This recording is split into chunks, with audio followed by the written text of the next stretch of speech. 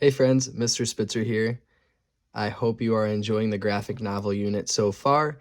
And we just finished our lesson about coming up with both a conflict to spark story ideas, and hopefully we thought about how we can resolve the problem in a clear and simple way. So we have a problem in our story and we have a solution in our story. We've brainstormed minor characters and the setting of our story, as well as the emotions on the faces of our main characters. So now it's actually time to come up with the whole plot of our story. And we're going to do that in two different ways today. The first way that we're going to do it is the way that you're familiar with. And to do that, we are going to create a story mountain. Story mountain can be called a bunch of different things. Some people call it a plot mountain. Some people call it a story arc. I'm just going to leave it as a story mountain. But so we're going to draw this down here and we're going to make it on one full page. Just a big arc here. And just like we would in a regular story mountain, we are going to plot the things that are happening in order in our story. So, as I said, our story starts off, and it actually starts off with Huck and Theo moving into a new house. So I can just kind of draw a little arrow over here or a sign if you want to be creative.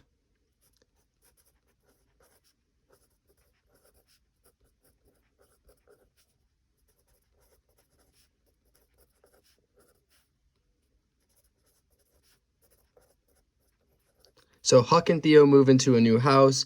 I'm going to put a box around that. You don't have to. This is just my style. So what would naturally happen after they move into a new house? They have to encounter their problem or conflict. So the next thing that happens on my story arc or story mountain is that Theo realizes that Huck doesn't have a doghouse. So there is no doghouse for Huck. And we're keeping this super simple. It doesn't need to be descriptive. We can add that using both pictures and dialogue in our graphic novel. So we're just keeping this simple. So there's no dog house for Huck. Oh no, there's our problem or our conflict in our story. And I want you to continue doing this until you're at the end of your story. You're going to lead up to the rising actions. Hopefully they're able to solve their problem, and then you're going to put your ending events. Now, I've already done this work. I wanted to show you how I started it, but I already did this work at the beginning. And I know I showed some of my friends this, but I want to show you my finished story mountain to save some time.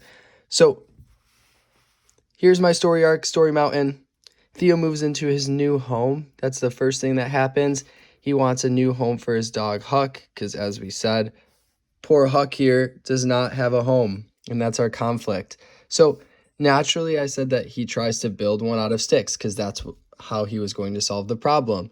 And of course, he's not going to be successful the first time. He fails. So then he tries to make one out of mud. To me, I was thinking about the story The Three Little Pigs, where they try to build houses out of different materials and it keeps failing. Well, I was thinking that Huck would do the same thing. He's young, he makes mistakes, so he tries to build one out of mud and it fails. And so it gets dark and he has to go inside.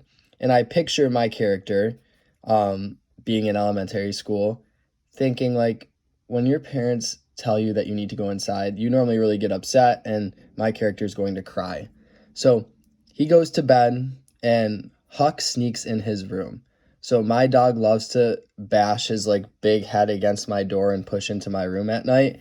And so when he does this, Huck goes under Theo's arms and snuggles in, and it wakes Theo up, and Theo smiles. And as we talked about in our fantasy writing lesson, it's really great to include like a moral of your story or a lesson that your character can learn. So I said that he realizes that Huck can sleep with him and that home is where they're together. It's a little cliche, but I think this is a great message, especially because we are writing these stories for like first and second graders. So this is how my problem is resolved. He doesn't have to end up building a house for Huck. He tries to, but then he realizes that Huck can just sleep in his bed. So our first step, creating your story arc or story mountain. You can see I just listed the events really simply. I have like one sentence in each box or maybe just a few words in each box. I come up with the problem and the solution, and that's it for the first part.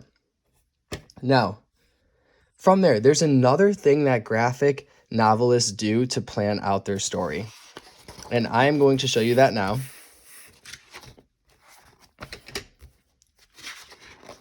So one thing that graphic novelists do to plan their story is something called book mapping. Now, there are some rules when you do something called book mapping. What it means is you plan out what events are happening on each page of your story. And it's really important to plan ahead, just like we outline when we write an essay. It's really important to plan ahead what's going to happen on each page, because not only do you have to draw pictures and you can't use as many words because it's a graphic novel, but you also don't want to confuse your reader, and you can only have like one or two big things happening on each page. So our rules when we book map, I'm going to put this on the side here because I'm going to need all my pages, but you can only have about 2 events or things that happen on each page. Don't overwhelm the person and put a new thing happening in each panel on your page. The next thing, it's going to be 6 to 8 pages long. Mine, because I've been working a little longer on it, is going to be 11. But you want to make sure that you have at least either 6 post-it notes. You can choose to write, just draw a box, but each post-it note or box is going to represent an entire page of your graphic novel. So we are just outlining or planning what will be on each page. So I can use my story mountain as reference because I just did that and I did it really well, so I don't want to waste that. So what I would encourage you to do is to have your story arc or story mountain next to you, and you need to put these things that have happened in your story and spread them out over the course of 6 to 8 pages, keeping in mind you can only have 2 events per page. So I'm going to do that right now. I have my post-it notes next to me, and again, we are only writing about 2 things that are happening on each page. So as I said, my story is going to start out with Theo moving into his new home. And his family's like unboxing things.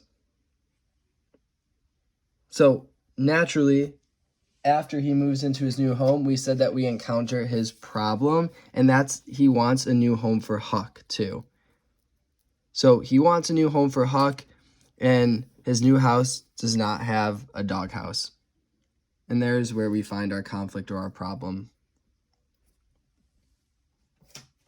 So after he realizes there's no doghouse, he goes into his backyard and starts gathering sticks because he thinks he can build a doghouse. It's ambitious. So he tries to build his doghouse, but it falls over.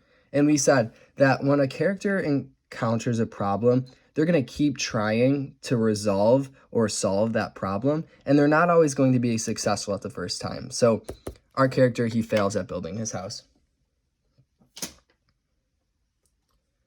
The next thing that I said happened from my story mountain was that Theo tries to build Huck a house out of mud, and it plops over. Again, you can see that I only have about 2 things that happen on each page. I'm writing really simple sentences. You don't see me using a lot of great vocabulary here or using sensory details or anything. I am going to use my pictures and my dialogue in order to show these things. The next thing that happens is he tries to pull off the fence to build his house. And of course, he's going to get yelled at by his mom. So, as I said before, my character, he's really young. So, his reaction to being yelled at or not being able to accomplish what he wants to do, he's going to start crying. And I can see him working all day on these things, so it's going to begin to get dark.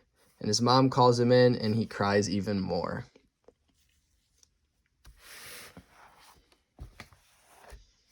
So when my mom used to call me in when I was playing in the yard, it would usually be for dinner. So I said here that he eats his dinner, Huck the dog whines, but Theo gets upset and he says, "Not now, I'm trying to think of a new home for you." Again, it shows his frustration. He's trying to help, but his dog is basically trying to tell him something and he can't figure that out. Theo then gets sent to bed and thinks that he will never find Huck a new home. And then Huck follows him upstairs.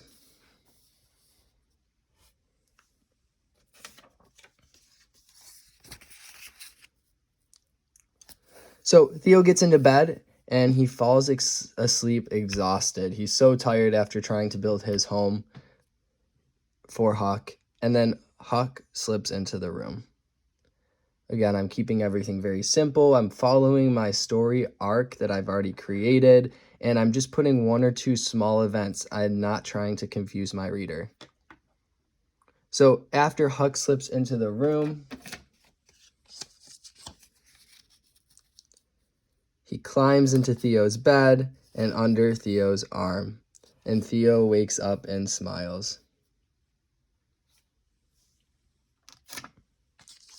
So there's kind of the resolution or solution to the problem. And so here he realizes, and you can see I used some dialogue. I put some quotes around this. "I guess this is your new home too, huh?" And there's Theo with his dog trying to cuddle up next to him. So this is called book mapping. We are literally mapping out the events that will happen on each page of our graphic novel. So mine has 11 different pages. You can see I numbered them at the top. I just wrote 2 events on each page. I kept it really clear and simple. It makes sense the order that I put it in. And I'm using my story arc to create this kind of book map. Remember the rules, 2 events per page. You want between 6 and 8 pages total. With our stories being so simple, 6 to 8 pages sounds like a lot, but it is not a lot of time and space to do a graphic novel. So this should be easy for you guys, but if you need help, please join my office hours. Again, it's every day from 10 to 11. I look forward to seeing some of your work on Flipgrid. I know some students posted it yesterday and some did today, so I look forward to looking at those. Make sure you do a good job at your book mapping because your plans, just like an outline and an essay, are so important for when it comes time to actually draw your graphic novel. I hope you're having fun doing this so far, this work. Again, today is book mapping and drawing a story mountain to lay out the ideas in your story. And once you have a really solid outline, we're going to get into the fun stuff called thumbnailing, where we actually create our graphic novel. So again, join my office hours. I look forward to talking to everyone soon and enjoy creating your graphic novel.